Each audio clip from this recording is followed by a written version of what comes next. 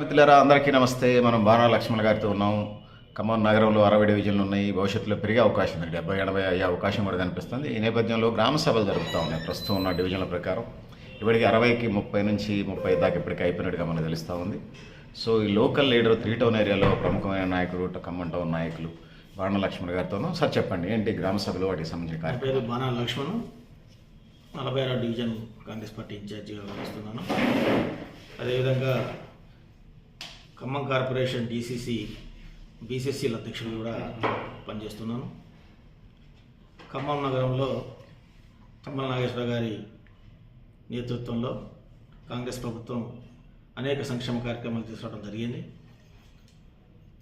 అందులో భాగంగా తుమ్మల నాగేశ్వరరావు గారు ఈ నియోజకవర్గాన్ని తెలంగాణలోనే అన్ని నియోజకవర్గం కంటే ధీటుగా, హైదరాబాద్ నగరానికంటే ధీటుగా అభివృద్ధి చేయడంలో ముందు వరుసలో ఉన్నారు.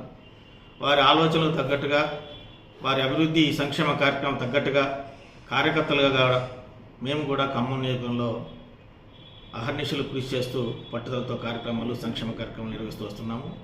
అందులో భాగంగా ప్రభుత్వం నిర్వహించిన వార్డు సభల్లో ఈరోజు మా 46 డివిజన్లో జరుగుతున్న దరిమిల ఈరోజు జూబ్లీక్ల ప్రాంతంలో వార్డు సభను ఏర్పాటు చేయడం జరిగింది. ఈ వార్డు సభల్లో గతంలో ఎవరికైతే ఇందిరమ్మ ఇండ్లు, పెన్షన్లు, రేషన్ కార్డులు ఏదైతే అప్లై చేసుకున్న వాళ్ళు ఉన్నారో వారందరికీ ఎంతమందికి అందినాయి, ఇంకా అందాల్సిన వాళ్ళు ఎంతమంది ఉన్నారు, ఇంకా సంక్షేమ కార్యక్రమాలు అందుకోవాల్సిన ఎంతమంది ఉన్నారు, ఇప్పటివరకు లబ్ధి పొందిన వాళ్ళు ఎంతమంది, ఇందిరమ్మ ఇల్లు ఎందుకు కట్టుకున్నారు, ఇంకా కట్టాల్సిన వాళ్ళు ఎంతమంది ఉన్నారు, అర్హులైన నిరుపేదలు ఇంకెంతమంది ఉన్నారు, వారందరినీ గుర్తించిలో పనిలో భాగంగా ఈరోజు వార్డు సభని ఏర్పాటు చేయడం జరిగింది.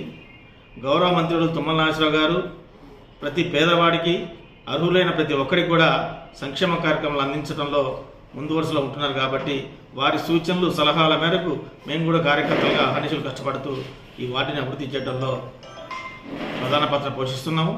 ఇప్పటికే మా డివిజన్కు దాదాపు 7 కోట్ల నిధులతోని అభివృద్ధి పనులు శరవేగంగా జరుగుతున్నాయి.